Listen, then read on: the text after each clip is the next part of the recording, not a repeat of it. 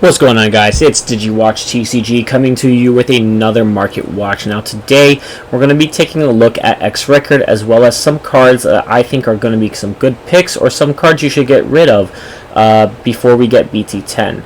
With that said, please like, subscribe, leave your thoughts below on what you'd like to see next. Now starting off, I do want to just quickly talk about the price of the X Record booster box. Now, because we do know that the Digimon was hit on the ban list in the Japanese format, and that may impact us either on September 1st or possibly toward BT10, I believe that the price honestly might start to fall down a little bit. So if you're looking to pick up box or bulk, I would maybe wait and hold off just a little bit longer because people, I think, are not going to be opening as much of the set anymore, since Alphamon is going to be a card that they're not necessarily looking to play. But as we look over here, now I'm going to try to go back over here and kind of take a look at the entire market. We could see that Death X is really the only thing that's kind of driving the entire set. This kind of reminds me of the Omnimon Zork Defeat alternate arts and regular arts, that was really at one point the selling point of Battle of Omni, and that Death X is kind of in a similar situation where everything else is really fallen out. If we look down over here, which is a little surprising to me, all the other alt arts are pretty much within singles picking, and what I mean by that is literally that you can pretty much pick up a playset for the cost of really just one box, other than the Death X. You can literally even, it looks like right now with 73 listings on here and growing, the Alphamon, or you can kind of bring down to about $20 over here. So you could technically pick a whole entire playset, 3 or 4 of them, for $60, $80. Same thing with most of these cards that have pretty much fallen out. So that's a little bit surprising to me about this market right now. But definitely, if you're looking to pick up, this might be a good time to pick up. Now, one thing I did want to mention too over here was the Digimon. This was a little surprising to me.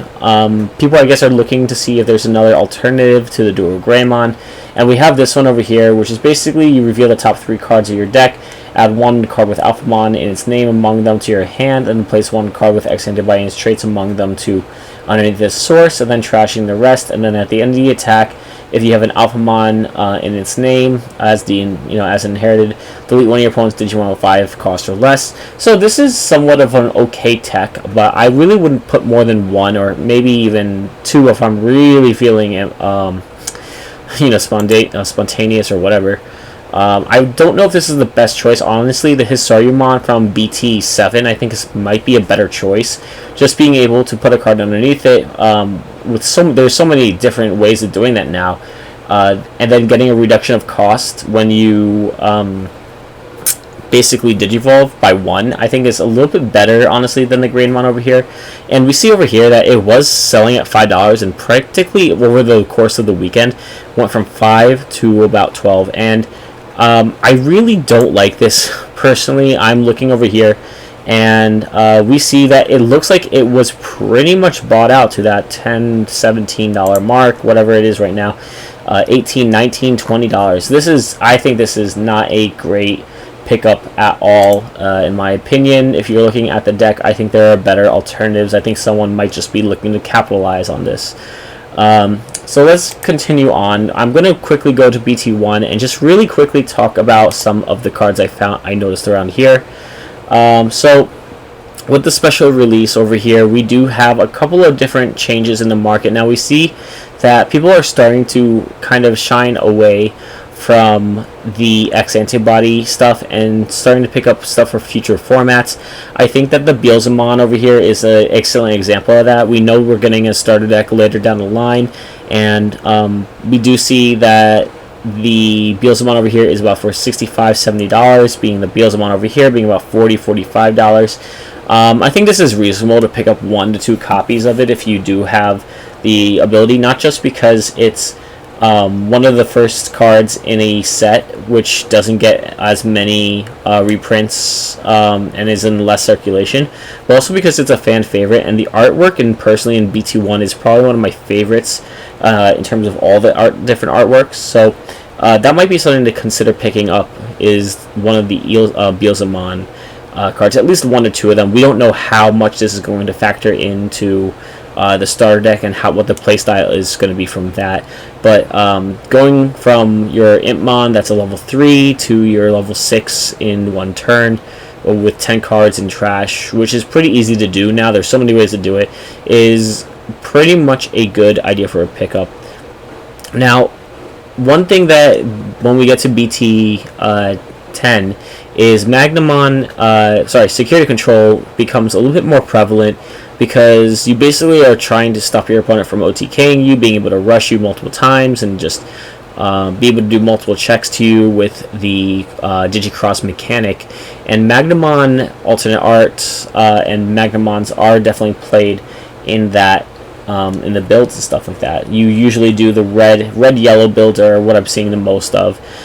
Even in the current format, it is one of the top decks that are basically being like tier 1.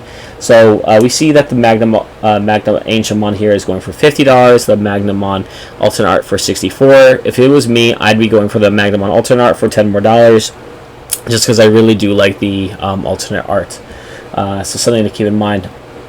Now, something else to keep in mind for BT10 is the inclusion of Megadramon. So Megadramon came out in BT9 technically, and this is the pre-release, so it's a foil version of the card. And it does have the effect of when Digivolving, delete one of your opponent's Digimon or Tamers with a play cost of 3.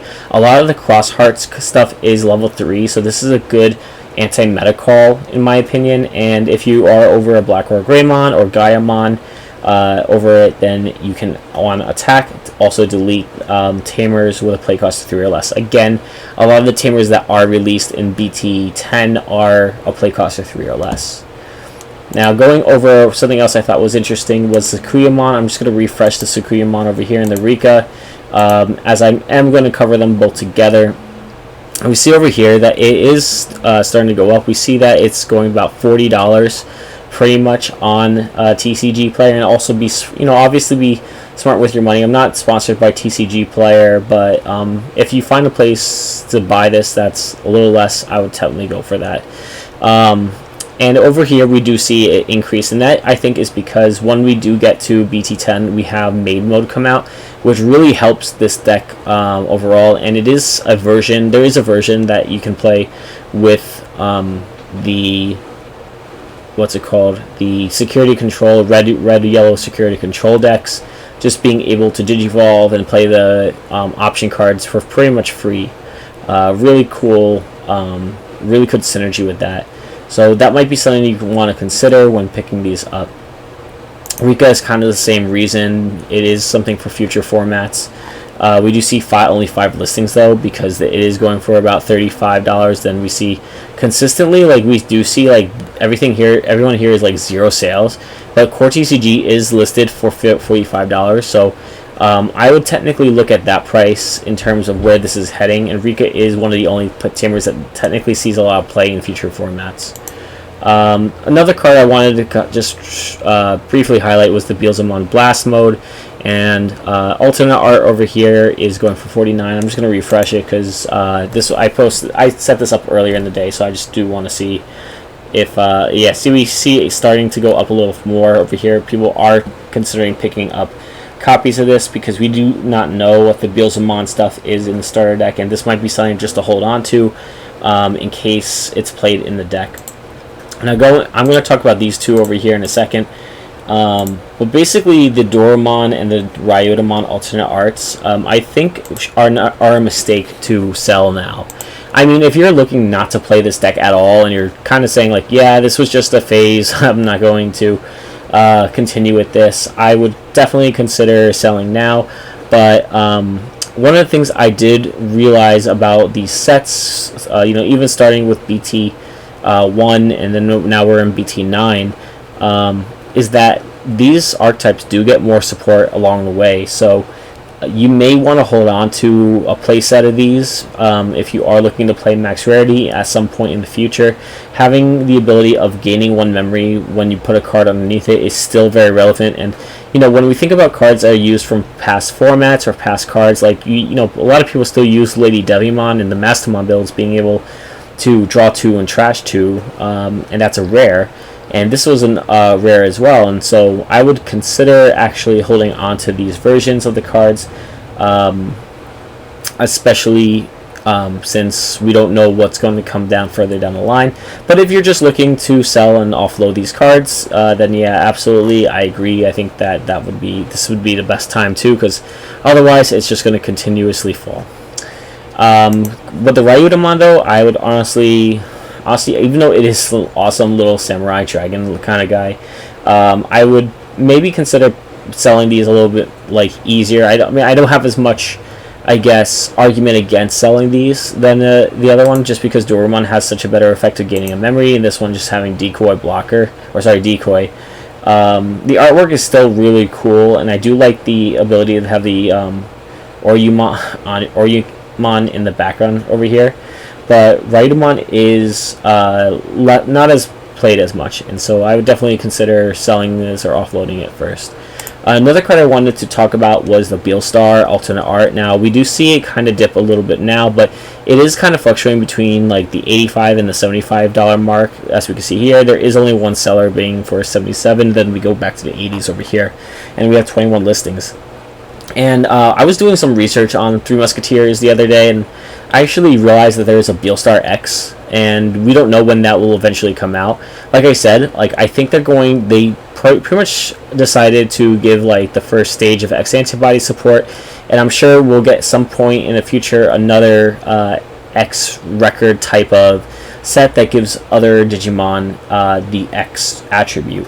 So these cards will definitely be used in future formats. So Beelstar over here, having an X antibody form might be a good idea to pick up now, or if you're looking to sell.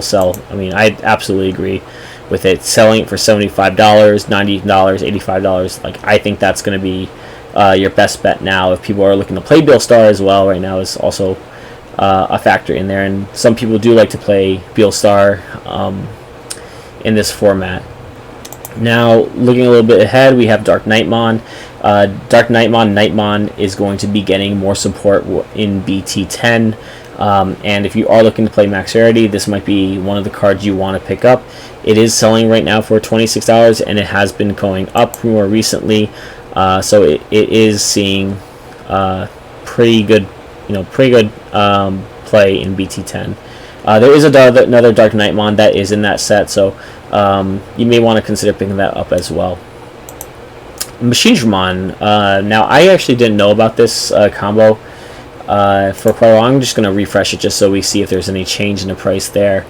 But Machinedramon has a really cool effect, and it has gotten a few cards, one or two per set, that kind of make it better and better. And I do think that once we get to future formats, you'll just continuously see more and more support be given to Machinedramon, even if it's in the form of one or two cards.